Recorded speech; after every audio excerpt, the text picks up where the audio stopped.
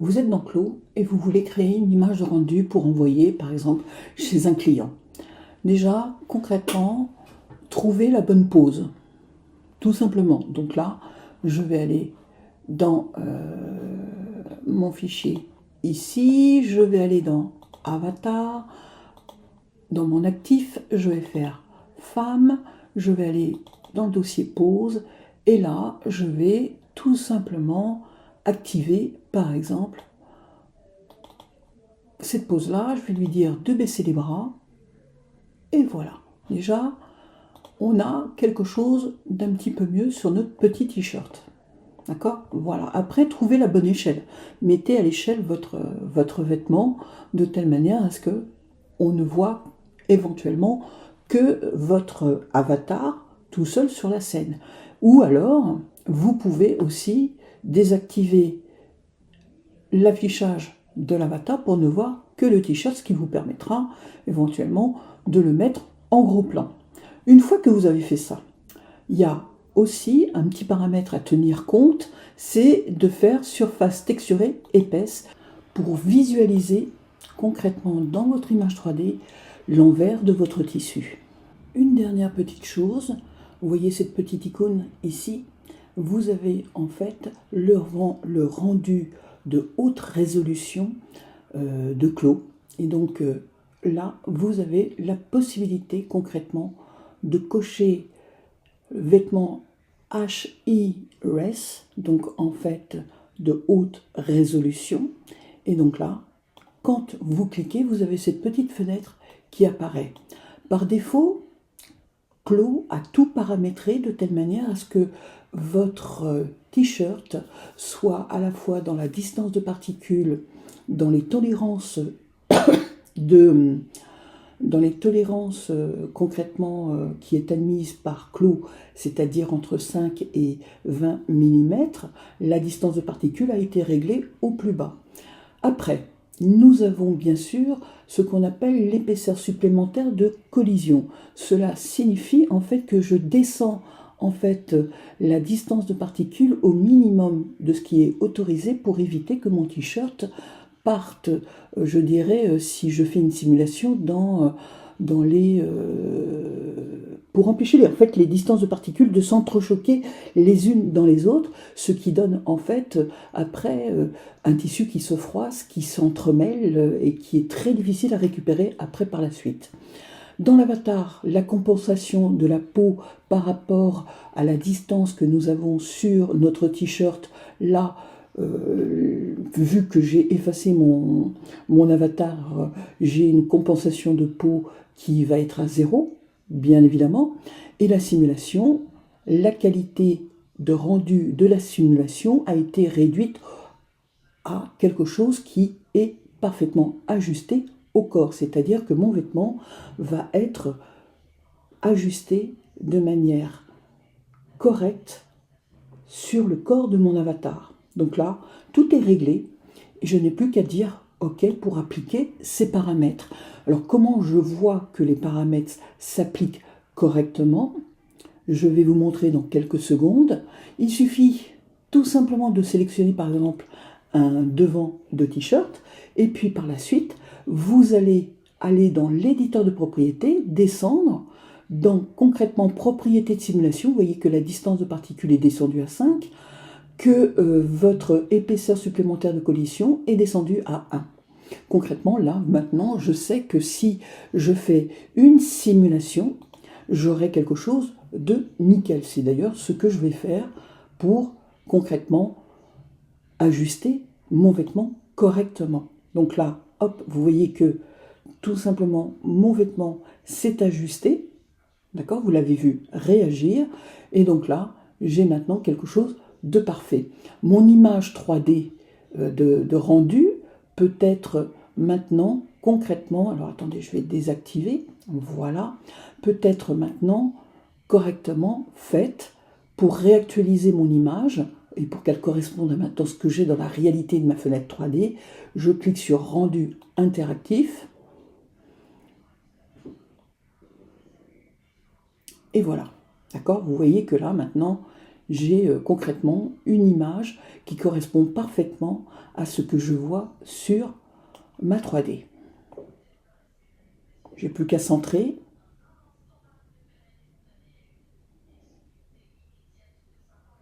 Régler encore quelques petits détails et je pourrai faire la photo de haute résolution que je désire envoyer à mon client.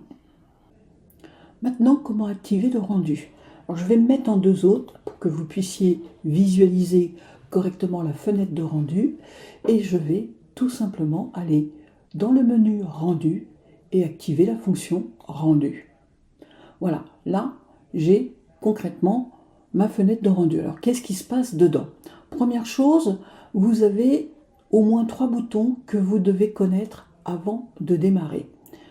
Donc le premier bouton interactif qui va vous permettre de visualiser l'image que vous avez dans vos autres 3D telle qu'elle est. D'accord? La voilà. Ok? Le deuxième bouton qui se trouve être le bouton final d'image vidéo, ce qui vous permettra concrètement d'enregistrer votre image. Et ici, vous avez le troisième bouton qui permet d'arrêter le rendu. Quand vous êtes satisfaite, il ne faut surtout pas oublier de l'arrêter. D'accord? C'est hyper important.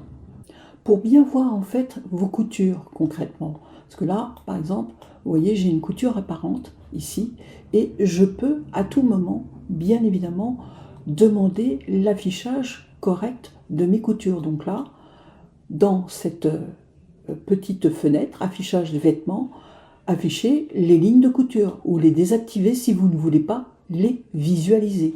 D'accord? Donc là, je peux concrètement afficher ou désactiver concrètement les coutures. D'accord? Donc là, je vais les désactiver pour que ça soit joli sur cette couture ici. Faire pareil de l'autre côté, vérifier que vos coutures sont bien désactivées. Tiens, je viens de m'apercevoir que j'ai un problème de sens de matière. Donc, je prends mon petit outil, je clique et là, je remets correctement ma matière dans le bon sens. Vous voyez que je viens de faire un changement d'alignement de matière. Maintenant, je vais cliquer sur ce petit bouton ici qui me permet d'actualiser concrètement mon vêtement pour voir si ma matière a bien été prise en compte dans ma visualisation. Concrètement, c'est OK. Donc là, maintenant, je me remets sur le devant, je refais une petite loupe sur mon vêtement et voilà. D'accord? Concrètement, là, maintenant, tout est dans le sens. Je visualise concrètement de manière très fine la totalité du contour de mon t-shirt avec mes coutures. Ok? Voilà. Alors, n'oubliez pas, si vous voulez éventuellement visualiser ou ne pas visualiser vos coutures, vous allez aller dans ce petit icône et là, vous désactivez couture ou pas. D'accord? Voilà. Ça marche? Pour les fils, c'est exactement la même chose. Où vous pouvez aussi les désactiver ou ne pas les activer. Donc là, concrètement, je vais avoir maintenant quelque chose qui va être joli au niveau de l'harmonie de mes coutures. Je regarde concrètement. J'hésite pas de faire des loupes, d'accord? Histoire de voir concrètement ce qui se passe au niveau de ma couture dans mon rendu 3D. Vous voyez ici, c'est nickel, je ne vois plus rien. Voilà. Donc, avant de démarrer, 2 choses que vous devez savoir. Si vous êtes sur un PC, choisissez toujours la carte NVIDIA de votre système d'exploitation parce qu'elle aura concrètement une possibilité de calcul beaucoup plus rapide et vous pourrez sortir des images rendues beaucoup plus de manière efficace. Donc, l'option GPU. D'accord? Maintenant, sur mon ordinateur, c'est un Mac, je vais travailler avec ma carte graphique que j'ai et c'est concrètement le CPU qui va jouer concrètement sur mon image de rendu. Donc, pourquoi je vous parle de ça? Parce que c'est important d'avoir connaissance que c'est notre ordinateur qui va avoir je dirais, la réponse sur la qualité de l'image haute fidélité que l'on veut réaliste pour l'envoyer à notre client. D'accord? Donc, le vêtement se calcule en fonction des différentes cartes que nous pouvons avoir concrètement dans nos ordinateurs. Donc, GPU permettra à votre PC concrètement de travailler une image rendue très réaliste, et sur un Mac, ça sera le CPU qui fonctionnera et qui vous permettra de travailler vite et bien pour envoyer une image de qualité à votre client. Maintenant, dernière petite chose avant de démarrer, ici vous voyez je suis en vue 100%. Maintenant, si je veux faire une vue un peu plus large, je clique ici et là j'ai une image qui va être carrément beaucoup plus grande, mais ça ne joue pas sur la résolution de l'image, ça me permet d'y voir plus clair. C'est tout, d'accord? Et ici, j'ai une grille qui apparaît et en général, je ne l'utilise pas, sauf bien sûr cas exceptionnel pour la disposition d'avatars ou parce que j'aurai une image avec plusieurs avatars à mettre en image de rendu. Donc là, j'utiliserai effectivement cette grille pour disposer concrètement mes produits. Maintenant, cherchons un angle de présentation. Si je bouge et que je mets ma souris dans ma zone 3D et que je bouge concrètement mon image, rien ne bouge concrètement dans ma fenêtre 3D. Pourquoi? Parce que je ne suis pas en mode interactif. Pour se mettre en mode interactif, il faut ici que ce bouton soit rendu interactif, soit activé. Voilà. Et là, automatiquement, mon image, dès que je vais la bouger, eh bien, elle va bouger en même temps. D'accord? Vous voyez, là, je bouge concrètement mon image et mon rendu interactif va bouger aussi. D'accord? Donc, j'hésite pas, j'utilise concrètement et j'essaie de trouver le meilleur angle de vue pour tirer une image qui soit avantageuse pour mon t-shirt. Donc, pour gagner du temps, on va faire une petite vérification pour voir si on est sur la bonne, je dirais, le bon CPU ou GPU si vous êtes sur un Windows.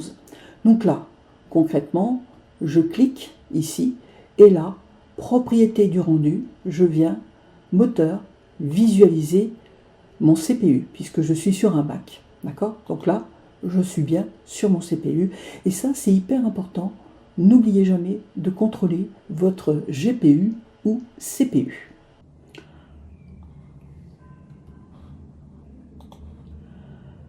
La deuxième phase la plus importante, c'est de vérifier concrètement la résolution de notre écran. Alors pour ce faire, on va aller ici dans la petite roue qui se trouve ici et qui va nous mener au paramètre image.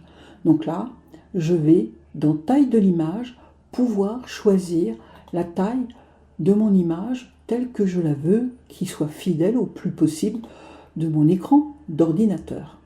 D'accord? Donc là, moi, j'ai un écran de haute fidélité, donc je peux me permettre de faire une orientation portrait, bien évidemment, de mon image et d'avoir la plus haute résolution qui correspond à l'écran de mon ordinateur.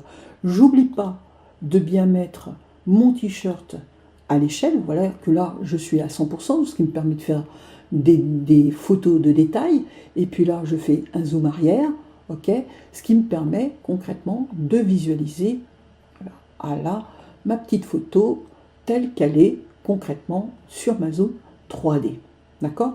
Donc là, j'ai ma résolution d'image qui a été mise en place et je peux concrètement là vérifier l'orientation de celle-ci, portrait au paysage. Donc paysage, dans le cas où j'aurais plusieurs propositions de t-shirt, j'hésiterai pas, mais c'est pas le cas, donc je le mets en portrait. Voilà.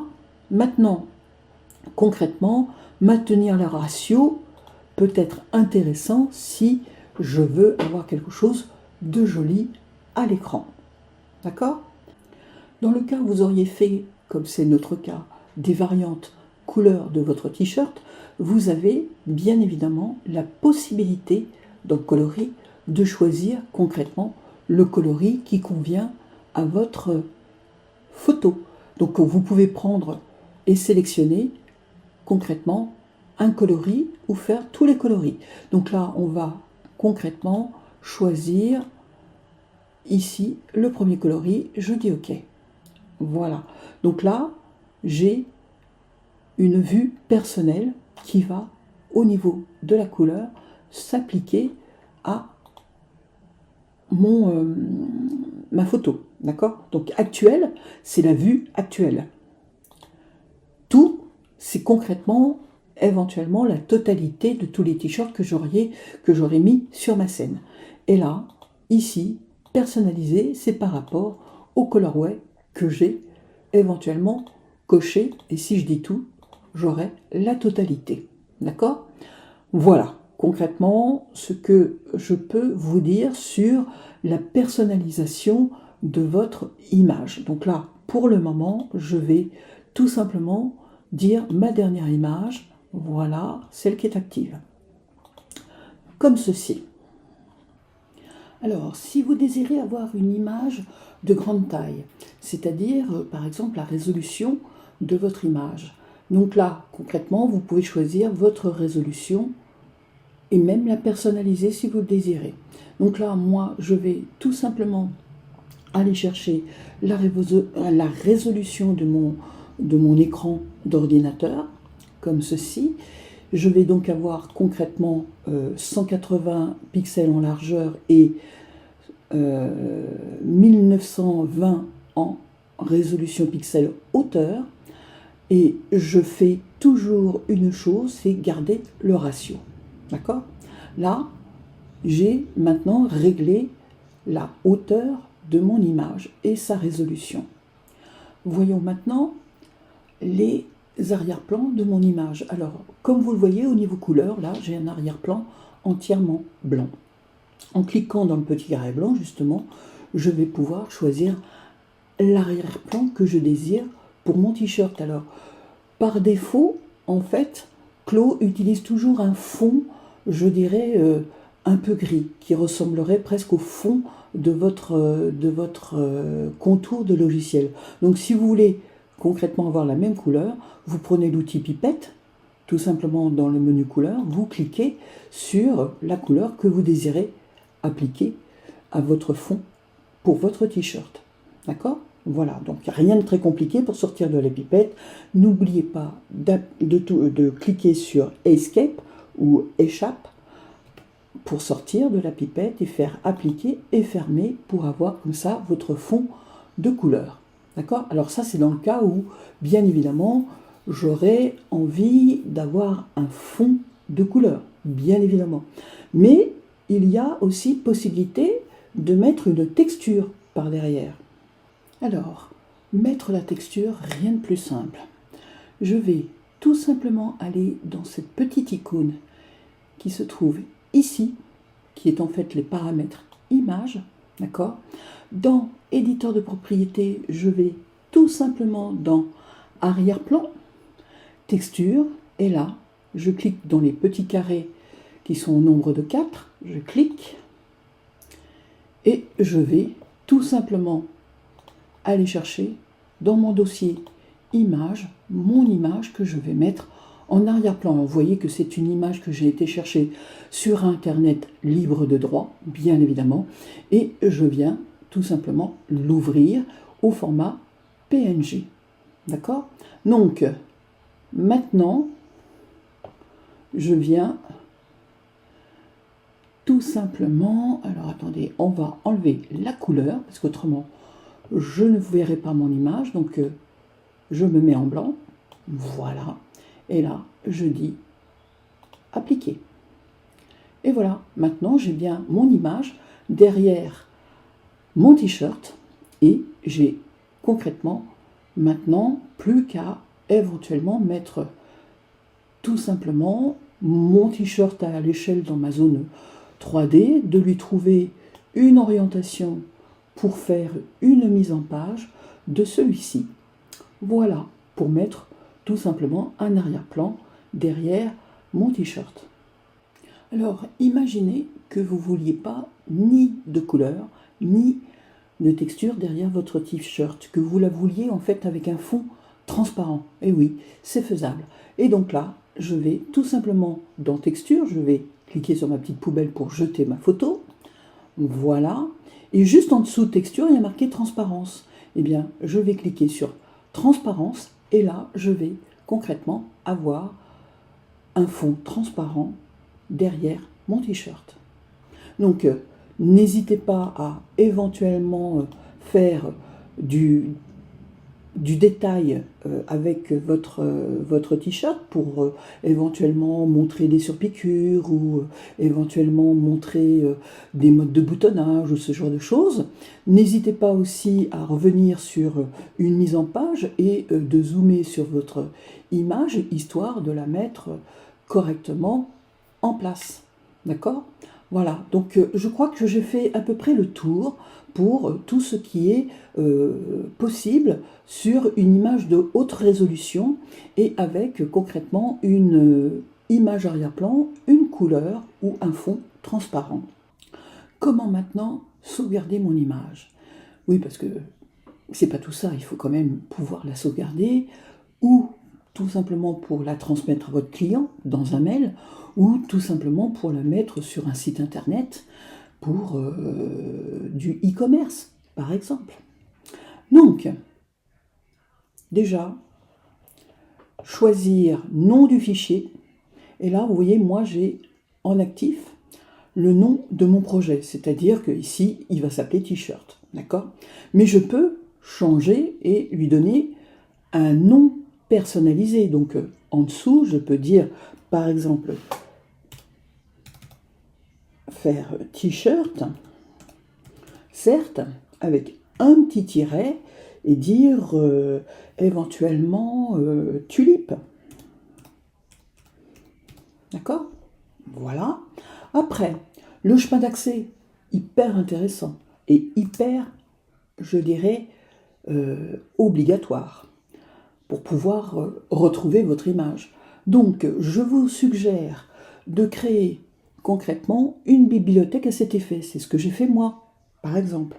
D'accord ? Je vais vous montrer ça, créer un autre bureau, je vais ouvrir mon Finder, parce que oui, je suis sur Mac, et donc je vais aller concrètement vous montrer tout ça. Donc là, je suis dans Documents, mais je vais aller sur tout simplement mon support amovible à côté.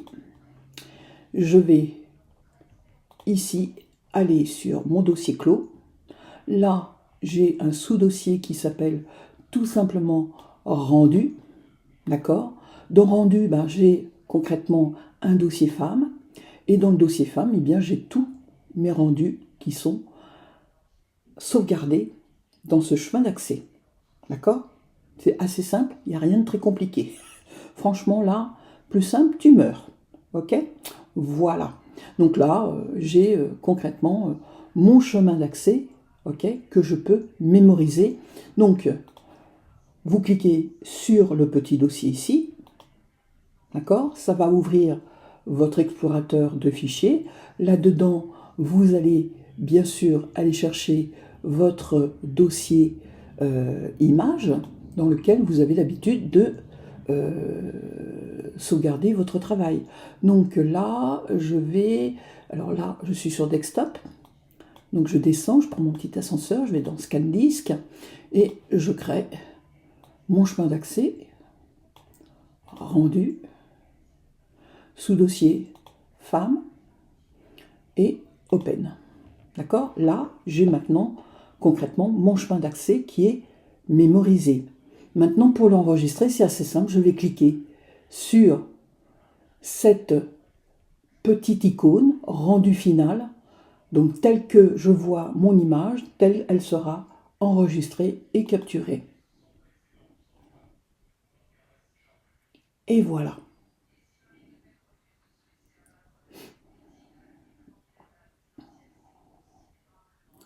Ok ? Tout simplement. rien de très compliqué. Vous avez bien sûr une possibilité différente de faire votre capture d'image. Vous pouvez très bien aller dans sauvegarder l'image actuelle et cliquez dessus et là vous refaites votre chemin d'accès qui va mener à votre librairie de sauvegarde. Concrètement, et là vous nommez votre t-shirt, d'accord?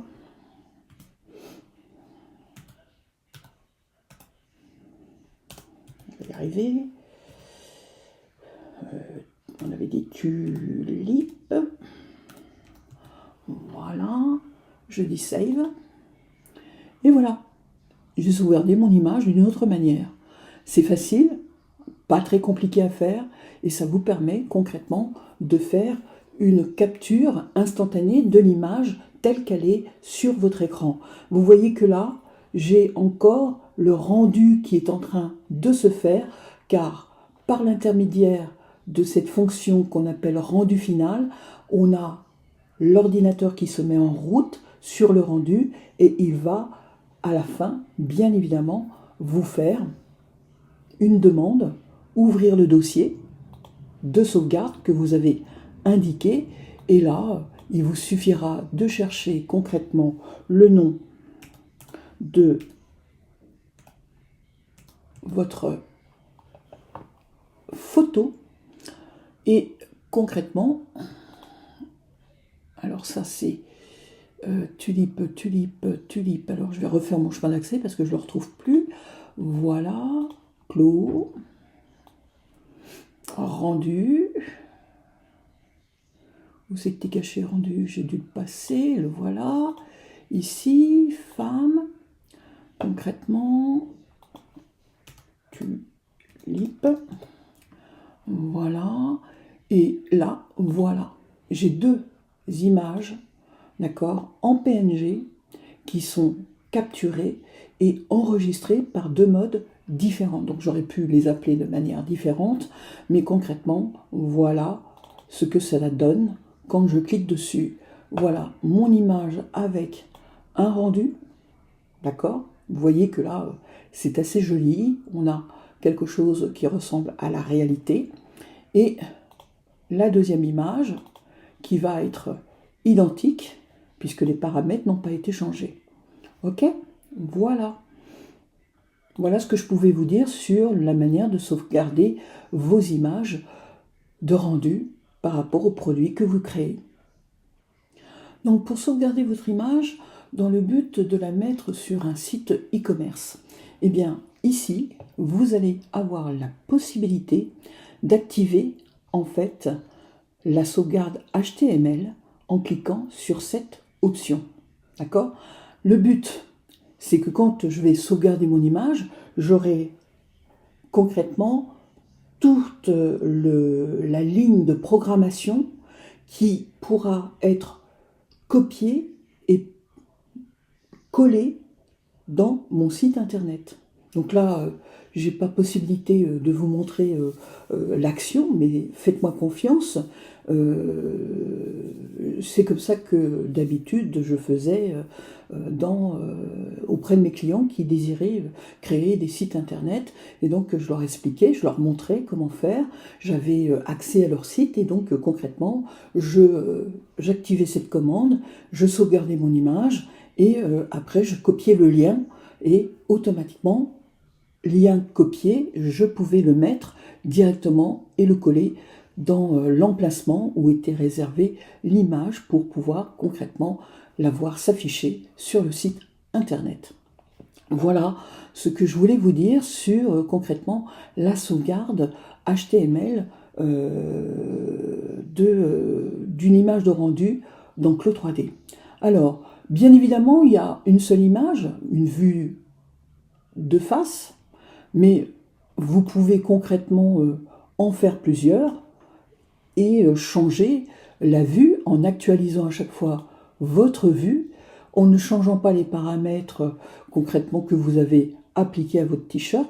Vous allez pouvoir après faire bien évidemment, hop là, excusez-moi, vous allez pouvoir bien évidemment déplacer votre t-shirt, faire des zooms avant ou faire des zooms arrière, histoire de le mettre correctement en scène, et après, tirer votre photo, et ainsi de suite. Alors, je vous recommande bien sûr d'attendre que la résolution complète de votre image soit faite, de telle manière à pouvoir sauvegarder votre image de manière rapide pour après l'utiliser et les envoyer à vos clients ou les publier sur votre site internet. Avant de shooter, avant de créer votre photo, vous auriez peut-être envie de mettre des lumières pour agrémenter éventuellement votre photo comme si elle avait été faite chez un photographe. Je ne m'y connais pas vraiment en photo, mais il y a une chose que je sais, c'est que toutes les icônes qui se trouvent ici sur ma droite sont en fait des icônes qui concernent la lumière. Donc là, par exemple, lumière rectangulaire, ici lumière sphérique, ici éclairage directionnel, ici spot lumineux, là nous avons une lumière, alors IES, je serais incapable de vous dire concrètement à quoi ça correspond.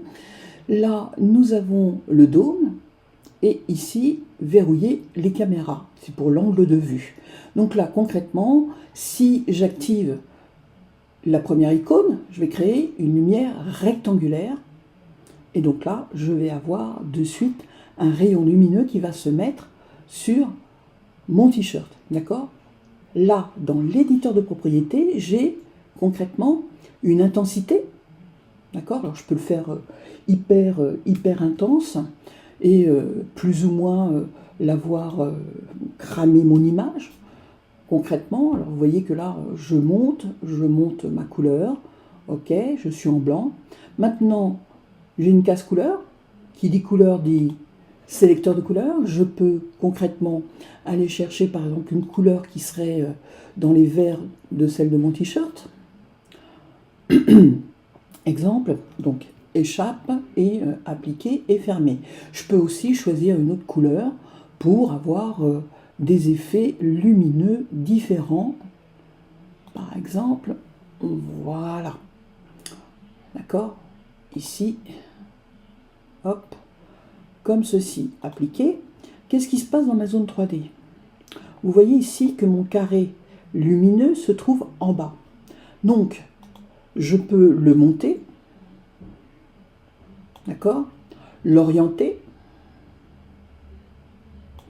pour projeter la lumière là où j'ai envie qu'elle se projette. D'accord ? Voilà. Donc là, je peux l'éloigner pour pas qu'elle paraisse éventuellement sur la photo. Ok ? Je recentre. J'agrandis. Voilà. Et concrètement, mon carreau étant sélectionné, je vais lui changer la couleur maintenant. Je vais lui mettre une couleur, par exemple, jaune.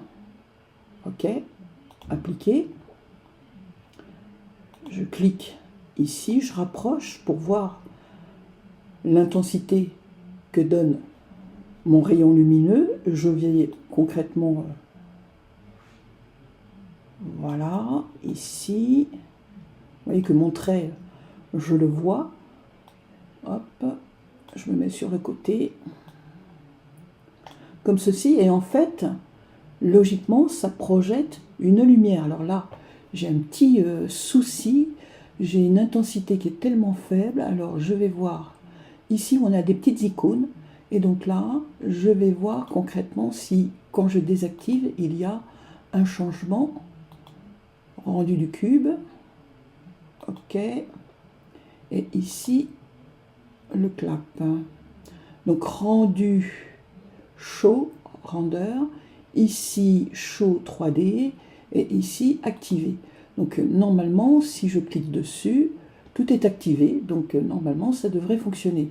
Je vais faire intensité, je vais monter mon intensité comme je l'avais mis à 5, et voir concrètement si mon carré est à l'envers, ça risque pas de projeter de la lumière. Donc, comme ceci. Je vais voir à le déplacer, à le tourner. J'aimerais bien qu'il projette sa lumière en 3D. Donc là, je vais l'activer pour voir. Et voilà. Donc là maintenant, vous voyez que j'ai ma lumière qui se projette sur mon t-shirt. D'accord? Donc on peut changer bien sûr la couleur, vérifier avec la pipette et prendre la couleur qui vous paraît être la plus jolie sur votre t-shirt, par exemple. D'accord? Ou reprendre le jaune, ou prendre par exemple ce vert-là, pour visualiser concrètement ce que cela donne sur votre t-shirt. D'accord? Voilà. Donc une fois que vous avez fait ça, échappe, vous faites appliquer, et vous avez votre lumière qui se projette sur votre t-shirt. Après, vous pouvez changer les angles, d'accord? Pour visualiser concrètement ce que cela donne sur votre t-shirt. Alors vous pouvez sélectionner votre rectangle et puis éventuellement l'éloigner, d'accord, pour que la lumière soit un peu moins intense. Concrètement, si vous la trouvez trop intense, vous baissez ici l'intensité, concrètement, d'accord, et donc là vous avez quelque chose qui se manifeste concrètement, d'accord, sur votre photo. Après, c'est je cadre, je mets en scène et j'ai ma lumière qui se projette sur mon t-shirt avec un rendu de spot. Alors je peux bien évidemment combiner les lumières. Donc pour combiner plusieurs lumières, je vais maintenant que j'ai mis ma lumière latérale, je vais peut-être prendre, pourquoi pas, une petite lumière directionnelle. Je clique dessus. Voilà, d'accord. Là, je vais concrètement visualiser ce qui se passe dans ma 3D. J'ai ici mon petit dôme, d'accord, que je vais pouvoir orienter, d'accord, de telle manière à ce que ma lumière vienne dessus. Voilà. Je peux rapprocher. Maintenant que j'ai mon dôme ici qui est concrètement, ou tout simplement ma lumière directionnelle affichée, je vais pouvoir, attendez, hop, et je vais peut-être la faire plongeante, comme ceci, comme ça, voilà, ici, ok.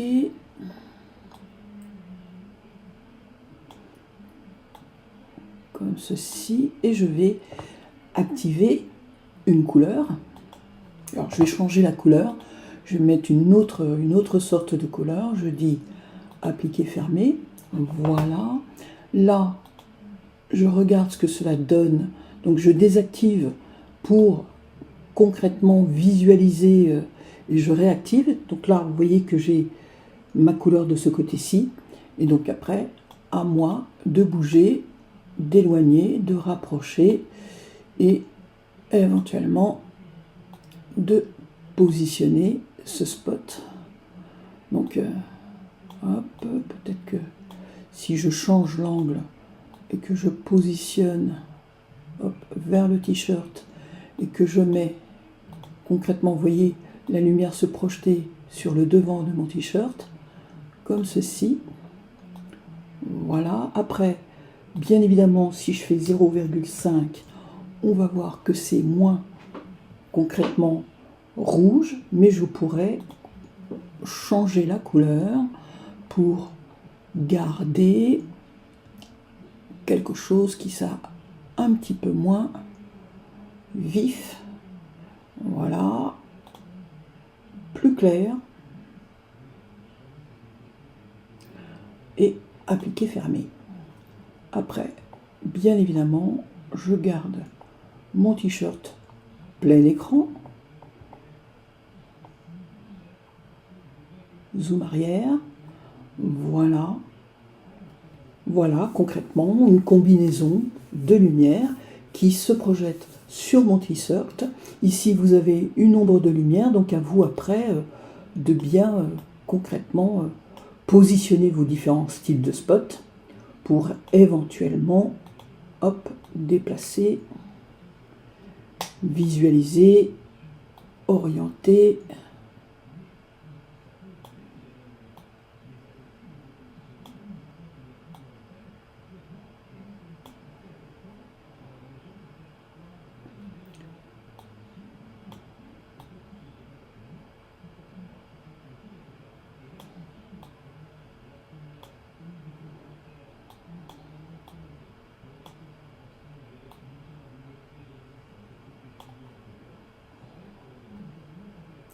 Enfin, à vous de voir après comment positionner vos différents spots de lumière et vice versa.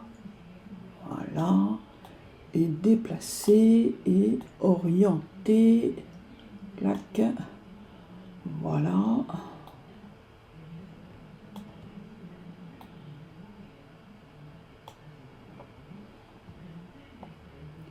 Et voilà. Donc là, après, c'est à vous